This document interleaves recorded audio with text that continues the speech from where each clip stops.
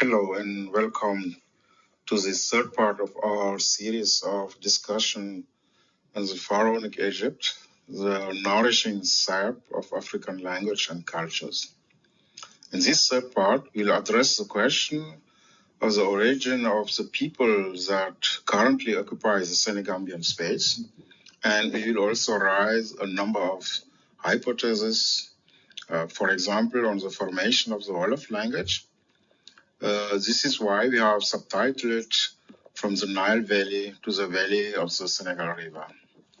The arguments that we will give will be primarily historical arguments, but also arguments based on archaeological discoveries and the elements provided by the tradition of these same people. Also, the oral tradition of the peoples who occupies presently the Senegambian space. For the sake of time, the linguistic arguments that will come to test all these hypotheses, we are going to develop them in another module. So as not to stretch it too much in time. Let's open now a small parenthesis in relation to the previous module, where we talk about the Egyptians and African language, where we compare the Wolof language, the Egyptian language, and other Semitic languages, such as Arabic and Hebrew, at the level of their core vocabulary, to indicate that nevertheless some research must be done. There are open research tracks that seem to be interesting to us, which could be fruitful. I think it will be interesting to compare the Wolof and the Egyptian language at the level of word formation processes. We have given some examples such as reduplication, derivation, word composition, etc. But I think that much more systematic studies could give very interesting results in this area. I also think that the other Senegambian language like Peul, Jola, Serer, Mandinka, etc. should be even more confronted with the Egyptian language on all levels. I mean, on grammatical level and also in the field of vocabularies, I mean the core vocabulary. We certainly have a huge capital of knowledge in this area, out of the works of the well-known Cheikh Anta Diop, Professor Cheikh Anta Diop, on the genetic relationship between ancient Egyptian language and the African language, in particular the Wolof language, but also the work of Professor Theophile Obenga on the common origin of the ancient Egyptian language, Coptic and other African languages, but also the works of one French linguist, which is very well known, Lilias Ombourga, who also had English and German roots, who since the 1920s had written a series of contributions on the relationship between the ancient Egyptian language and the African language. She is a real pioneer in this area. Her first contribution in this area date back from 1920 years. She wrote a paper on the Egyptian names of body parts in the African language. Another paper in the modern African language and the ancient Egyptian, the common morphemes of Egyptian African language, etc., the modern representatives of the ancient Egyptian language. She had also made an attempt to reconstruct the nominal class system of African languages like Pul and Hausa from the ancient Egyptian. Also, as I said, she's a real pioneer whose work deserves to be known, in my opinion, and evaluated at its just value. So, all this to say that research must continue and deepen, not only in the field of historical linguistics, but in other fields as well, such as sociology, philosophy, law, medicine, history of sciences, etc. So I also think that we must avoid a certain number of current shortcomings. It is good and wishful to say Cheikh Anta Diop has demonstrated, Cheikh Anta Diop has shown, it's good, but I think we will have to go beyond that. And in my opinion, I think that in Cheikh Anta's mind, Cheikh Anta, he was the most important pioneer. He has marked a space and he has marked a path that must be pursued and deepened. So, and when we compare it to the Indo-European researchers, the Indo-European still has a tradition of research of several centuries, almost 3 centuries of research, and is still going on. So we are going to close this parenthesis now and move on to our very topic of today, that is the origin of the people who currently live in Senegambia. But let us first ask the tradition of these people themselves, because in my opinion, the best way to know someone's history, it may be common sense, but very obvious, is to ask this person where they come from. So these people did not ignore their history, because at the beginning of the last century, at the beginning of the 20th century, there was a perfect awareness that was present in this population, that they came from ancient Egypt. That's what Rousseau, a former French scholar and teacher, said. It was Rousseau, the same Rousseau, who published the writing of Yorojao, on which we will return largely later. Rousseau said in his foreword, and I think we should insist on this because the words still have their meaning. Rousseau say the general opinion. It does not say that it was the opinion of some people or the opinion of some intellectuals, etc. But it says the general opinion in Senegambia is that all this region owes its population to different migration from Egypt. So there we can see very well that there was still this awareness, at least until the beginning of the 20th century, of the Egyptian origin of the population.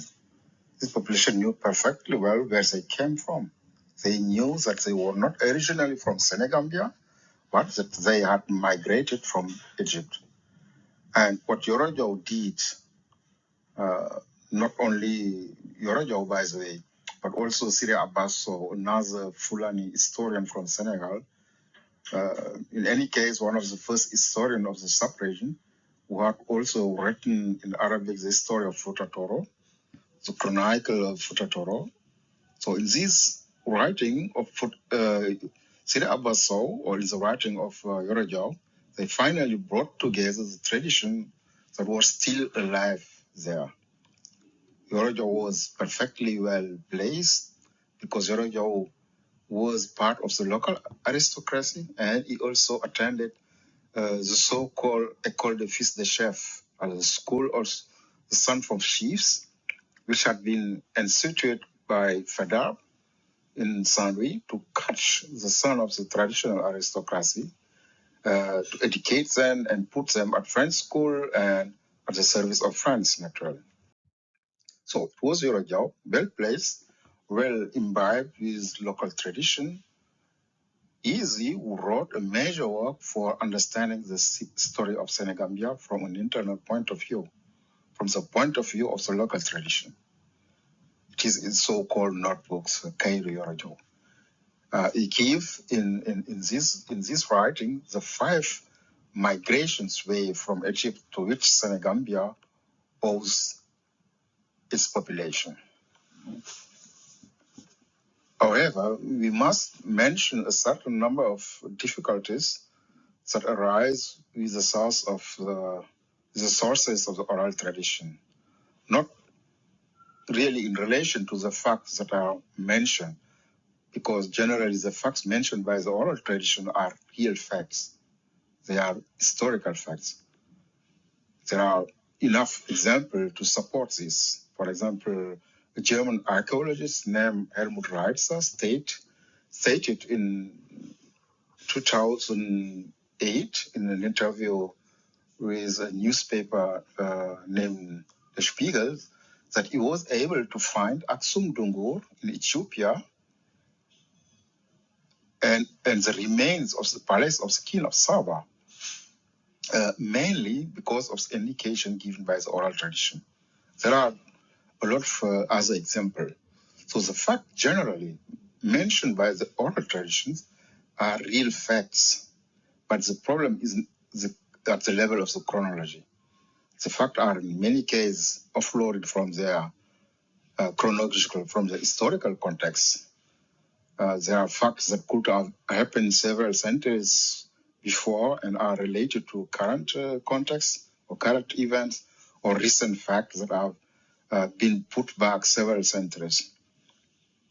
That's why I think there are still a number of difficulties in relation to the chronology, and we will see concrete examples later.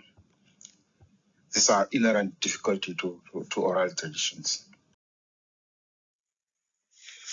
So the first migrations wave from the Nile Valley, given both by Yorojao and Siri Abaso, is a migration called Jaogo. It was this Jaogo, according to the oral traditions, who founded the kingdom of Tekrur, as one of the first political entities known in this northern part of today's Senegal. The name Tekrur itself can be found in hieroglyphic texts. It is a name of the place that is in Nubia, and we found it especially on the stela of the victory from Pharaoh Meremptah. And the hieroglyph you can see here is taken from the Egyptian grammar of Champollion. It's the name of place that was in Nubia. We also have another attestation of this name in Sibelius. Sibelius is a German Egyptologist who have done a very great work, a very large-scale work of great value, in my opinion, and which we have also exploited in our researches, which is called the African Names of Place and the Name of African People in Hieroglyphic and Hieratic texts. Also, there also in this book we found also an attestation of Tekrur. Also this first place name, this first name of the first kingdom founded in northern part of Senegal. So we see this first migrant from the Nile Valley who come to the Senegal River Valley, named the first kingdom they founded after the place from where they come from. And we know that this is something quite frequent in history, because peoples by moving take with them the toponyms, the original names of place where they come from. This can be seen in America. You can see names like Louisiana, Saint Louis, Baton Rouge, etc., from people of French origin. You can see New York, New Hampshire, etc., from English people. The same is also valid for German people, etc. In South Africa also, and in a lot of more places we can find the same phenomenon. So we'll come back more broadly on that later in the part dedicated to the toponyms, the linguistic part. Another element that Yorojo and the oral traditions, the Senegambian oral tradition, brings, and which is still verified by the Egyptian and Nubian historiographical sources, is the fact that it was the Jaogo who introduced the iron metallurgy, the technology of iron, and fruit resistant cultivation of millet on the land of the Senegal River Valley. So Yorojo tells us that the Jaogos, this first dynasty who ran for nearly 130 years in Tekrur, that they wore sabers and armors made of this metal of iron. So there too, in fact, Egyptian and Nubian historiography just confirms that, because we know that Nubia, where Tekros is located, Nubia was a high place of iron metallurgy, which was trading at that time with China, with India, the rest of Africa, etc. It was a high place of iron metallurgy. Some historians even call Nubia the Birmingham of antiquity. So much was this technology of iron production developed there. So we see that the source provided by the Senegambian tradition come to this point too, in accordance with the element of Egyptian historiography and Nubian historiography, as a historical events of great importance that also come to confirm the elements reported by the oral tradition, is that in that time, in that half of the 3rd century before Jesus Christ, it corresponds to the reign of the Greek Ptolemaic over Egypt, who are also mentioned by Senegambian oral traditions as King Ptolemy, because the oral tradition of Senegambia says that it was under King Ptolemy that this first migration of the Jaogo, who founded the Tekrur kingdom, take place, King Ptolemy. You can see the correspondence of Ptolemaic and Ptolemy is obvious. And in this very period of very fast and arduous conflict, very violent conflict between, on the one hand, the Ptolemies, as the Greek usurpator kings who conquered Egypt, and the rest of the kingdom of Kush, who had the king of Kush had taken refuge in Nubia in later called Kingdom of Meroe. It was the Nubian kings. It was these Nubian kings. It was the kings of the 25 dynasty, the last African dynasty which reigned over Egypt. We'll come back to this later. They reigned nearly in Egypt for 100 years, and this dynasty will succumb to the Assyrians. And from then on, Egypt will lose definitively its independence. It is also this king that the Western falsifying historiography and media call nowadays the black pharaohs, which seems flattering to some, maybe it's flattering to some, but which is in fact a great mystification, because this term suggests that there are white pharaohs, or there are the pharaohs who are not black. It's a great mystification. We have to be careful with all this terminology and concept of Western media. So it was, as we stated previously, a period of very great conflict, which breaks out between the Ptolemies and the remain of the Nubian kingdom. And an Egyptologist, an English Egyptologist, Catherine Bart, thinks that it is at that very period that the capital of the Kushite kingdom was transferred from Napata to Meroe, because the capital was until this time Napata, before being transferred to Meroe. Also, Diodor of Sicilius, one of the first great Greek historians who traveled to Egypt, report that there was also a conflict in this same period between Ergamen, who was a Nubian king, and the clergy, the priest of Napata, because the priest of Napata had intimated the order of self-sacrifice to the king of Napata, according to their old custom at that time. The practice was also known in Egypt and elsewhere in Africa, in Egypt at the very beginning. Ergamen, according to Diodor, refused and marched against the clergy of Napata to exterminate them all, to kill them all. And we know that this is where this tradition ended in Nubia. We will come back to this maybe this tradition that existed in ancient African kingdoms, where the king began to lose his strength, become old, or in some case he was killed or he had to suicide.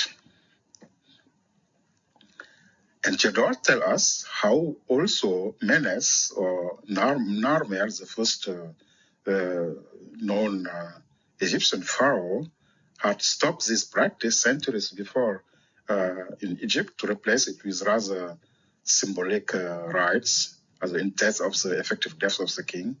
And Jador says that Ergamen, the king of Nubia, certainly are more inspired by this example of King Narmer. Anyway, there was a displacement of the capital from Napata to the island of Meroe.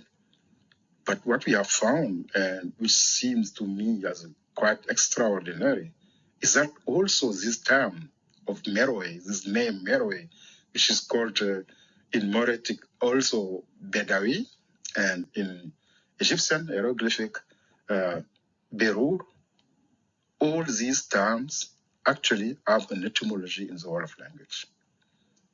In Wolof, Meroe means the dispute. You see, the dispute. And the term Bediwi means in Wolof the isolation. And even the Egyptian term Beru is in the same semantic field, meaning in Wolof to isolate derivatively oneself. As all this designation of Meroe referring to the conflict we talked about previously. You see, the semantic and phonetic matching of all these terms in Wolof. And all the other elements we have already given. How could be all this hazard? That is not possible. That is to say that confronted with the Egyptian historiography, the sources given by oral tradition are strongly reliable. I've seen that with the introduction of iron metallurgy, the introduction of the research and cultivation of Mele on the river of Senegal, the pharaohs, which is given, and now the name of the place which had found it, and even the name of Meroe, etc., in all its variants, is confirmed by historiographic sources of Egyptian Nubian history. So all this conflict and turmoil in this last great African kingdom of that time will be exacerbated by constant attack later by the Romans. Also, you see, for example, now on this image, the king of Meroe, who are symbolically submitting the Semitic people and also Asiatic people and also certain African peoples.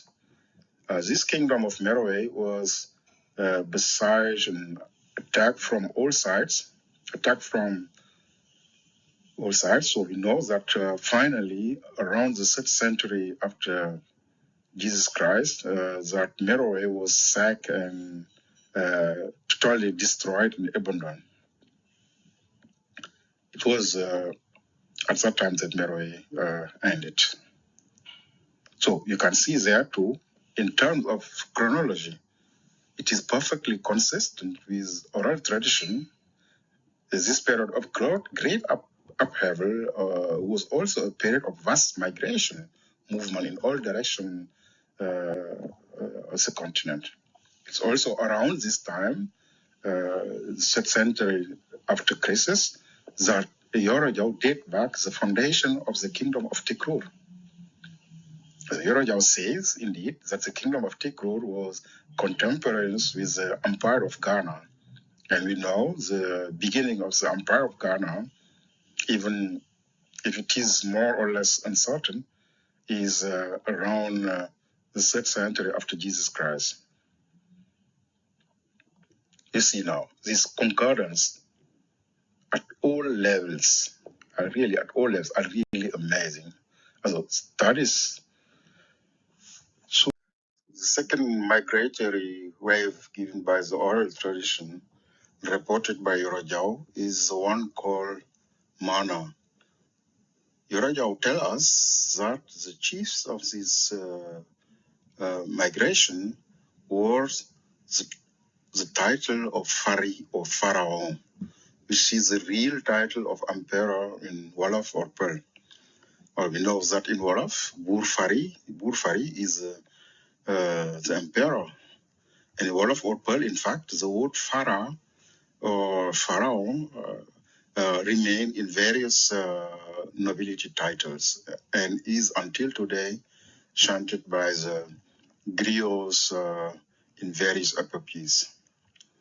But in fact, pharaohs derives from Egyptian, but pharaoh derives from pera from Egyptian per a. It's composed of two words, per and a, which originally means the big house. The big house as a per is the house, and ya, a is big. So in Wolof too, per means the house fence, and ya means big. As a peria can perfectly be understood in Wolof and means also the big fence or the big house. And the big house, you usually find that in Wolof, Kergumak, which is literally means a big house, is referred with very great respect, but without really knowing where all this come from. So Yorojao continues and say that the reign of the second dynasty in Tekrur lasted 300 years. He also gives us, and that's quite extraordinary in my opinion, that the pharaoh under whose reign this migratory wave took place, his name was Soseture. As a man, it is also the main cause of this migration, according to oral tradition, was numerous vexation due in fact to the lot of works, a lot of construction that were at that time undertaken by this pharaoh. As the case of this pharaoh Soseture from oral tradition is also very interesting. So the Soseture of which this tradition speak, match very well from a phonetic point of view with the famous, very famous pharaoh Sesostris of the Greek. If you remove the ending is usually added to by Greeks to Egyptian names, such as in Serapis, Amazis, Isis, etc. The radicals that remain correspond in fact to Soseture. The radical that remain is Sesot Ter, and we know that Egyptian writing are without vowels. A German Egyptologist, Kurt Set, who speculated on the identity of some Egyptian dignitary, say that his name could have been Sos or Sose. As we know that Sose is a name which existed in Egypt and is still also a first name in Senegambia. And there is also a name Turi, which we find in the Book of the Dead, and which correspond to the name Turi in Senegambia, Guinea, Mali, etc. So both names, Sose and Turi or Ture, of the oral tradition are also found in Egypt.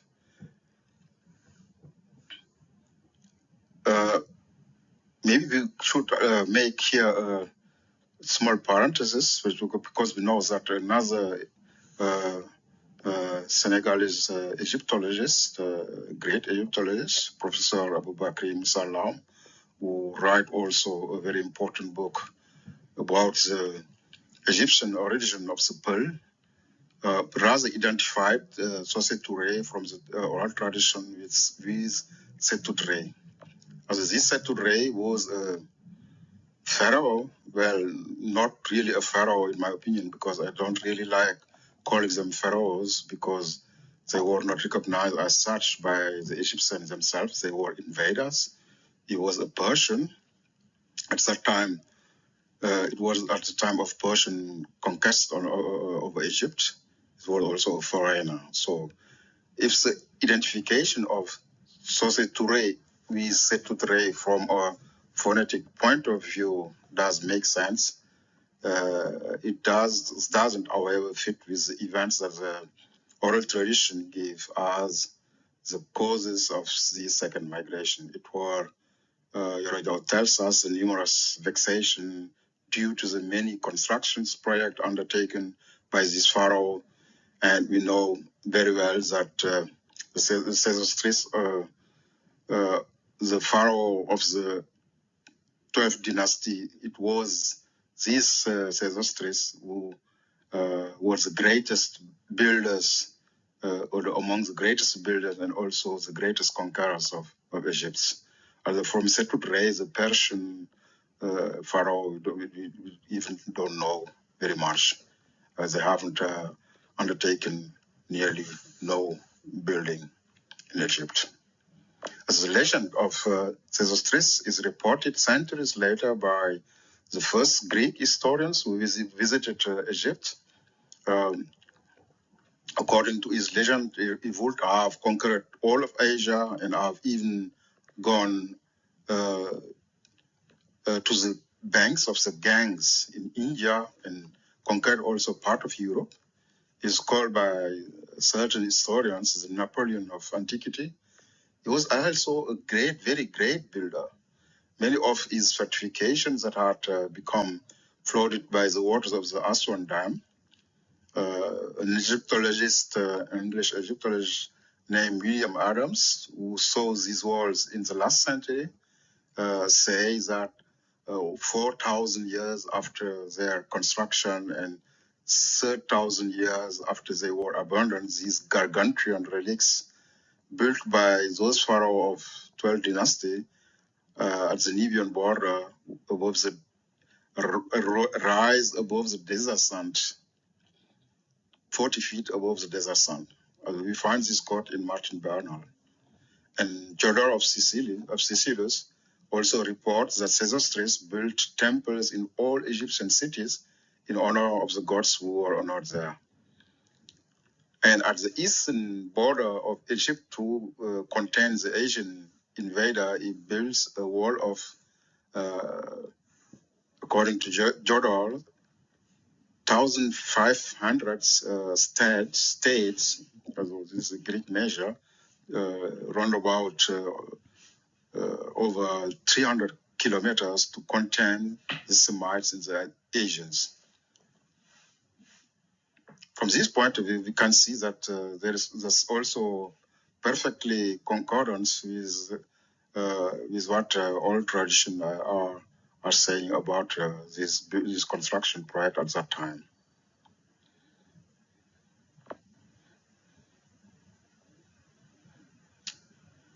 This sorcery or Sesostris, the first, and you also see the vandalism that took place over centuries. If you look closely, you will notice that the nose of many pharaohs are really cut and have been vandalized in order to mask, in my opinion, their striking African features. It's really remarkable. The nose of many pharaohs have been broken in nearly all pictures by the Vandals over the centuries. The third migratory wave is called Tonjon by the traditions. It is she who, according to Yorojao, would have led by several successive ways the Soninke in the Senegal River Valley, always for the same reason, the hard work that took place there in Egypt. because the Egyptian origin of Soninke does make no doubt. Even the name of Soninke is a name that relates to Egypt. The word Soninke is composed of Sun or Sona, Son, and Nke. As we know that Nke is a suffix and means the people of, as in the, if you say Futanke, it means the peoples of Futa. Likewise, Soninke refers to the people of Sona or Sun in Egyptian. It is the present region of Aswan in Egypt.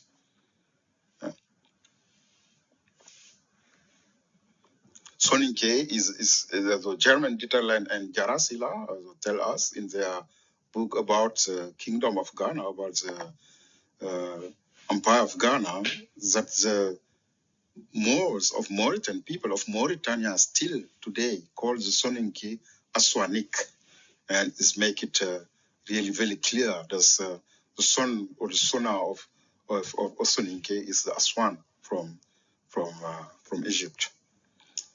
Their book, L'Empire du Ghana et les Traditions Yerere, is very interesting for those who are interested in this question, especially the origin of the Soninke and the foundation of the Empire of Ghana. Or they should maybe consult this book for further information. It was published by the edition Cartala in France. The fourth wave of migration is that called Termes or Turmes, which would have brought with it the Pearl and also other Soninke. These new migrants, according to Yarajo, will submit the pharaohs or pharaoh who were there and took the title of Lamdo, which is the title of chief in Pearl language. So the last migration, the one called Turisini or Lamtoro, bring another wave of migrants, which also took the power there. And Rajao tell us that many conflicts will oppose them with the population that's already there, and that they will submit them and take the power. But many of the old residents, population, the Serer, the Peul, the Sose, choose to migrate further southwards into Senegambia in order to escape their authority. This migration would also correspond to the time of the formation of the Empire of Jollof around the 11th century, as Yorajao says. It is in fact around this time that we see the Wolof appear for the first time in historical archives. The Wolof would have formed during this migration. I find it very interesting because the Wolof still appear in all historical sources as having arrived late in the Senegal River Valley.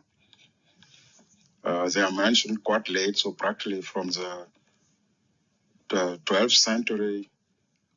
So my hypothesis is the following. Given the extraordinary relationship on all levels, on all linguistic levels that exist between the Wolof language and the Egyptian language, what suppose a relative late separation of both languages. We show it again last time, the basis of the core vocabulary of both language, and we will also see it in the course of all these interviews. We will continue to see this extraordinary relationship in the upcoming modules.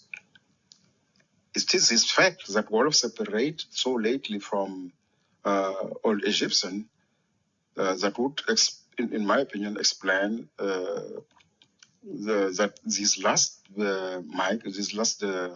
migrants who arrived so late in Senegambia are those that will bring the elements of language, the last state of Egyptian with them. And that is this last state of the original language will form what we call later the Wolof language. Without going into the etymological details, the Wolof would derive from the place where these people would have lived in Senegambia, or as a Lof or Laf, or what Wolof would mean the ones from Lof, or the name or the place where these people have lived when they arrived in Senegambia. But what is most important is that it was these people of this last migration who brings, as we say, the elements of language that will constitute the world of language. As this latest state of the Egyptian language.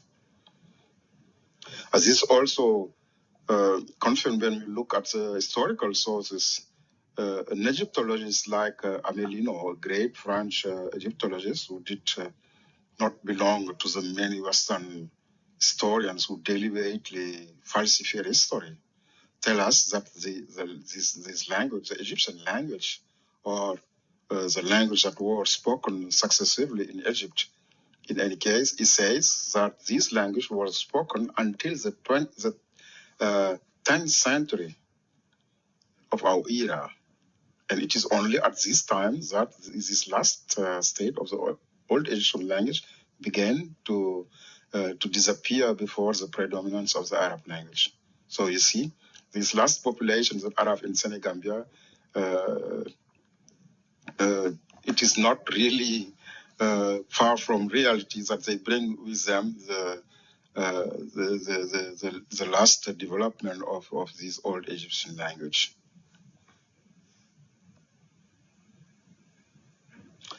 Maybe now a little digression on these famous pharaohs, these famous Nubian pharaohs from the Nubian dynasty were in Egypt from the 70th century before Christus. Par word about them.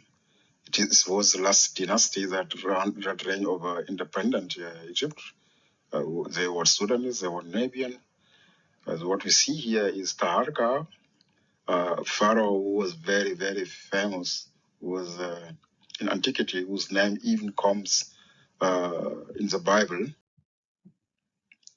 Yes, here we are in the book of Joshua. It is in chapter 19, in verse 9. It states that the king of Assyria has taken the news that here on the subject of Tirhaka, it is named Tirhaka, king of Ethiopia, he went on a campaign, etc., etc. It is cited it is in the Bible. It is who really fought for many years against the Assyrians. He resisted many years and fought and defeated them defeated them, and lastly, you know that his successor will succumb for Assyrian. He was a great legend, a great war leader in antiquity. And Taharqa has even saved these Nubian pharaohs, and even saved Jerusalem against the Assyrians. This is a book from one Canadian scholar and journalist. It is very, very interesting book, the alliance between Hebrews and African in antiquity. It was them, these Nubian pharaohs, who fought the Assyrians and rescued Jerusalem at that time. You know, these are very, very important element of history, and fortunately, we as Africans even don't take them in account. We even don't acknowledge them. This is our history also. This is our antiquity, our antique story. It was 700 years before Christus.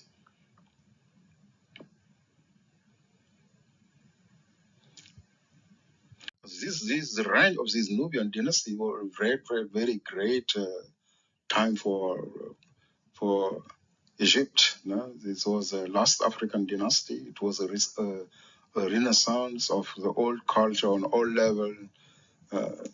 Ancient traditions were revived. There was a large constructions going on at the time in Ethiopia. in Egypt.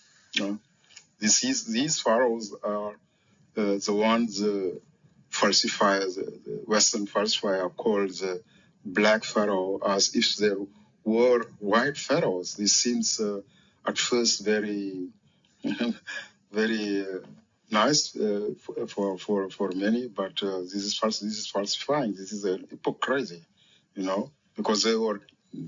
If you call them black pharaohs, this means that they were as the pharaohs, it may be white pharaohs. Here also a statue of Taharka, and it is the same Nubian king that we have spoken about. And these are also statues of these pharaohs of this 25 dynasty of Nubians. These are the pyramid of Meroe. Now, what lesson could we now draw as a conclusion from all this? First, I think it is to see the antiquity of the cohabitation between the different people who are currently living in Senegal, who have mixed together, who have cohabited, who have maintained ties of kinship since the Nile Valley. So we have the same historical reference, and I think this is a very exceptional heritage that should be preserved by all means.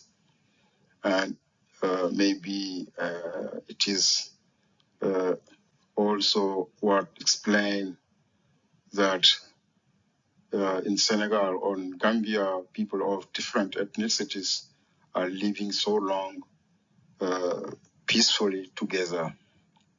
They have created very specific social institution, as we know, what is called joking cousinage or cousinage plaisanterie, which is one of the regulating factors of social stability, which ultimately prevents ethnic conflicts.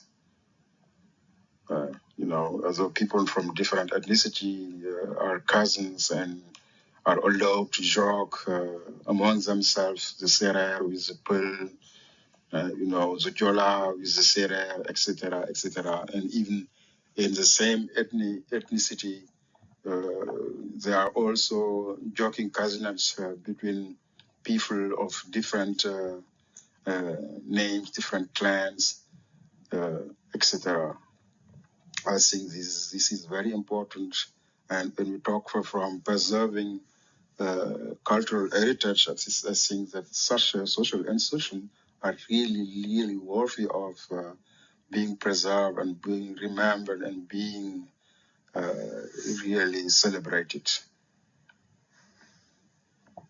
And there, I think that the authorities should go a little, Senegalese authority at least, and maybe Gambian authorities should lead in that direction and take initiatives and such as celebrating a national day of cousinage of pleasantry of joking cousinage or cousinage plaisanterie or gamu as we say in Wolof or local. I think this is important. When we talk from cultural heritage, this is also very, very important because culture is not only music and dance. Even music and dance are very valuable and very important, but this is also something very special and very worth to be preserved.